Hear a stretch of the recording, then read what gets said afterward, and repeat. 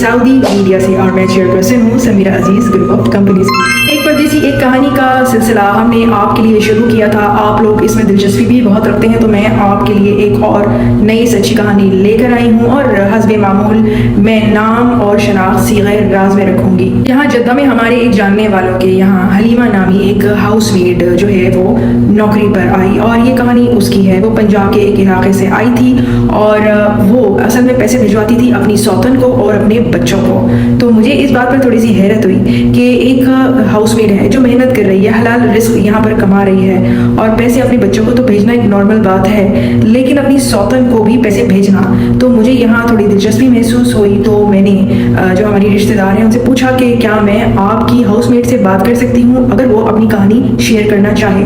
और हाउसमेड अपनी कहानी शेयर करने के लिए राजी हो गई, बल्कि बहुत खुश हुई क्योंकि वो चाहती थी कि उसकी कहानी सबको पता चले ताकि बहुत सारे लोग आगे इस किस्म की किसी भी गलतफहमी से दूर रहें जो उसके साथ हुआ हो और किसी के साथ ना हो। हलीमा के अपने 4 बच्चे हैं और उसकी सौतन के 3 बच्चे हैं, यानी ये कुल मिलाकर घर में 7 बच्चे हैं और इसकी सौतन जो है वो उन तमाम 7 बच्चों को पालती है। ये पंजाब के एक इलाके में रहते हैं और इलाके का नाम हलीमा बताना नहीं चाहती थी। तो जनाब, एक आदमी की 2 बीवियां और 7 बच्चे, लेकिन वो आदमी खुद कहाँ है, ये एक सवाल था। सामाईन, ये वो सवाल है जिसका जवाब खुद हलीमा को भी नहीं मालूम और ना ही उसकी सौतन को आज तक मालूम हो सका है। इस वाक़े को 8 साल होने को आए हैं और ना हलीमा ने और ना ही उसकी सौतन ने अपने शोहर को 8 साल से अब तक देखा है। आखिर क्या हुआ था कि ये शख्स, एक आदमी जो कि 2 बीवियों और 7 बच्चों का दस्ते नगर था, कहाँ चला गया, किधर गायब हो गया। हलीमा ने बताया कि 17 साल पहले उसकी शादी इस शख्स से हुई थी। किसी शादी में इस शख्स ने हलीमा को देखा था और उसके बाद उसने हलीमा का पीछा करना शुरू कर दिया। हलीमा मान गई और इस तरह ये लव मैरिज इनकी हुई। 4 बच्चे इनके हुए, लेकिन अभी ये बच्चे बिल्कुल छोटे ही थे कि इस शख्स ने दूसरी शादी कर ली अपनी कोलीग से। ये शख्स एक डिस्पेंसरी में काम करता था और ये खातून जो कि हलीमा की सौतन है ये वहीं पे काम करती थी और इन्होंने जब ये शादी की तो इस बारे में हलीमा को बिल्कुल पता ना चल सका। हलीमा को अपनी शौहर की दूसरी शादी का पता चला था उनके म्यूचुअल फ्रेंड सर्कल के जरिए और उसके बाद तो जैसे कयामत ही आ गई। हलीमा ने अपने शौहर की दूसरी शादी को कतई कबूल नहीं किया था और इनके दरमियान हमेशा लड़ाई ही रहती थी और शौहर जो है वो अपनी दूसरी बीवी के पास उसके बाद खुलेआम जाने लगा। वो तमाम हेले बहाने जो वो इससे पहले किया करता था अब उसकी ज़रूरत उसको रही नहीं थी और उस वक़्त तक हलीमा की सौतन के 2 बच्चे भी हो चुके थे। हलीमा ने भी एक स्कूल में आया की नौकरी कर ली और वो अपना खुद कमाती थी, लेकिन उसके बाद उनके शौहर के साथ उनके ताल्लुकात वापस से अच्छे ना हो सके और इसी इसना में उसकी सौतन का तीसरा बच्चा भी पैदा हो गया। इस घर के माशी हालात जो थे वो ख़राब होते रहे क्योंकि 2 बीवियाँ थीं, 7 बच्चे थे। शौहर इतना पैसा दे नहीं पाता था कि वो 7 बच्चों की कफालत कर सके। बच्चों की अब स्कूल जाने की उम्रें थी। हलीमा के बच्चे तो उसी स्कूल में पढ़ने लगे थे जहाँ वो आया थी, लेकिन जो दूसरी बीवी थी उसके बच्चों की पढ़ाई लिखाई का जो खर्चा था वो बहुत मुश्किल हो रहा था। खाने पीने के भी लाले पड़ने लगे थे। बगैर इजाजत दूसरी शादी करने पर हलीमा ने अपने शौहर पर केस भी कर दिया। उसकी तारीखें अभी पढ़ ही रही थी कि हलीमा के शौहर ने उसको आकर बताया कि वो यूरोप जा रहा है। उसने हलीमा को बताया कि वो एक डंकर के जरिए यूरोप जा रहा है। उसने एजेंट को खती रकम भी अदा की है और बहुत बड़ा कर्ज उसने लिया है। उसने कुछ पैसे दिए हलीमा को कि जब तक वो पैसे की अदायगी वहां से करना ना शुरू करे वो इस रकम से गुजारा करे। यही उसने अपनी दूसरी बीवी को भी दिए थे। उसने कहा कि अब तुम अपनी सौतन से लड़ना नहीं और ये उसको भी बताया है कि वो भी तुमसे ना लड़े क्योंकि अब तुम्हारा जो शौहर है वो एक इम्तिहान से गुजरने वाला है, तो तुम दोनों मिल बांट कर रहो और आपस में एक दूसरे की मदद करो। ये कहकर वो चला गया। हलीमा का कहना है कि उस आखिरी मुलाकात में वो अपने शौहर को एयरपोर्ट छोड़ने आई थी जहां से उसको कराची जाना था और उनके शौहर ने ये बताया था कि कराची से वो ग्रुप में ईरान के बॉर्डर तक जाएंगे। बस इतनी ही मालूमात थी जो उनको थी, जो उनके शौहर ने उनको बताई थी। उनकी सौतन भी एयरपोर्ट छोड़ने आई थी। जो ही शौहर को अलविदा कहा, शौहर तो अंदर एयरपोर्ट पे चला गया, लेकिन हलीमा की अपने सौतन से लड़ाई हुई जिसमें दोनों ने एक दूसरे को गुत्थम गुत्था होकर मारा और वहां पर मौजूद लोगों ने उनको बचाया।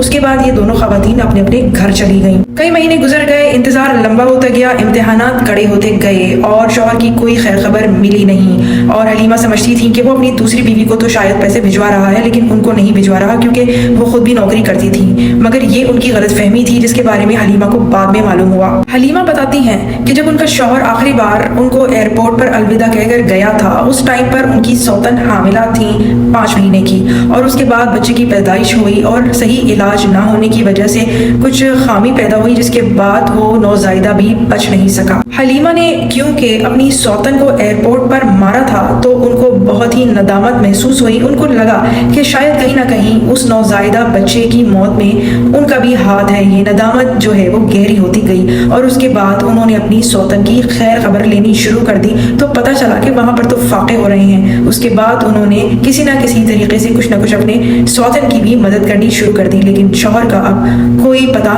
ना था। ढूंढते ढांढते जब एजेंट से रब्ता किया तो एजेंट भी कुछ सही से बताता नहीं था। इसके बाद कुछ म्यूचुअल दोस्तों के जरिए ऐसे लोगों का पता चलाया गया जो उनके शौहर के साथ इस सफर में गए थे।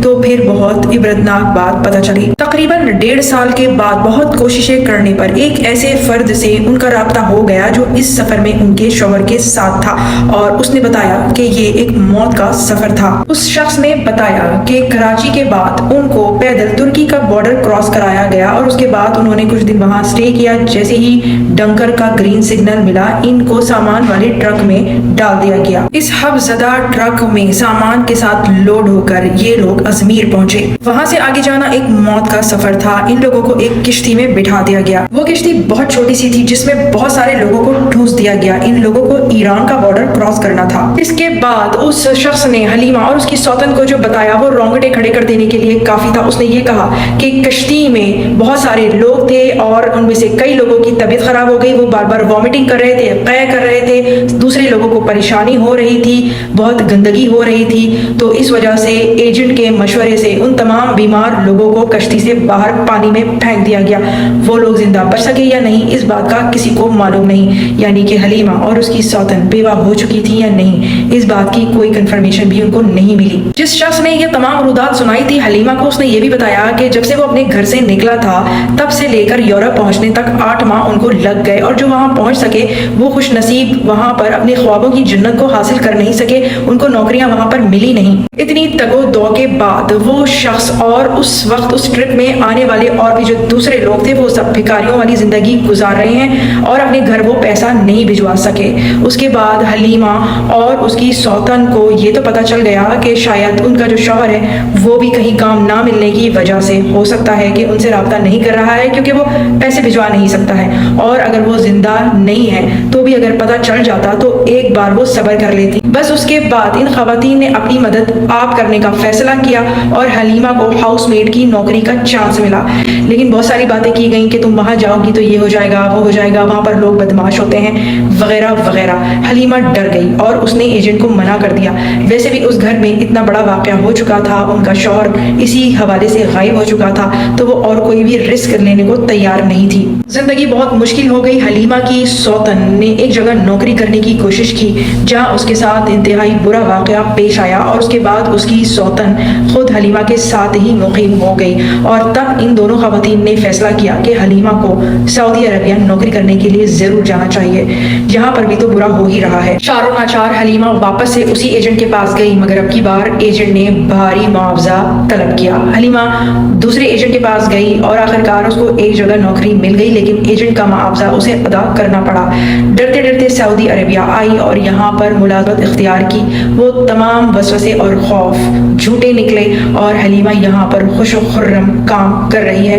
तनख्वाह मिलती है जो वो अपनी सौतन को भेजती है और वो जो सौतन है वो अपने बच्चे और हलीमा के बच्चे पाल रही है। हलीमा का कहना है कि काश ऐसा हो जाता कि वो खुद सऊदी अरबिया पहले ही आ जाती तो शायद उसके शौहर को यूरोप का वो पुरखतर सफर करना नहीं पड़ता, जिसके बाद अब उसे पता ही नहीं है कि उसका शौहर जिंदा है भी या नहीं। हलीमा का ये कहना है कि जितनी भी अफवाहें सऊदी अरबिया में मुलाजमत के सिलसिले में उसने सुन रखी थी वो सब के सब गलत और झूठी निकली।